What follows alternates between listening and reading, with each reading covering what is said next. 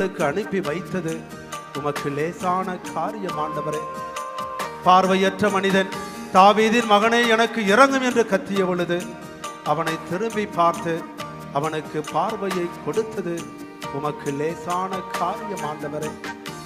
முடக்குவாதம் முற்றவன் மனிதனை எழுந்து நடந்து போ, உன்னுடைய படுக்கையை தூக்கி கொண்டு செல் என்று சொல்லி அவனை அக்களிப்போடு ஆனந்தத்தோடு நடனமாடி செல்ல வைத்தது உமக்கு லேசான காரியம் ஆண்டவரே.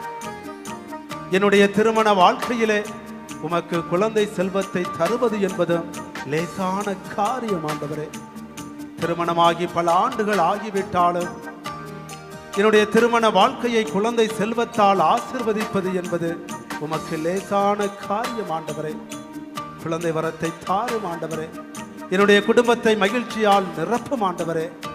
அது உமக்கு லேசான காரியம் ஆண்டவரே. உயிரற்ற சடலத்தை உயிர் பெற செய்வது லேசான காரியம். உயிரற்ற சடலத்தை உயிர் பெற செய்வது லேசான காரியம்.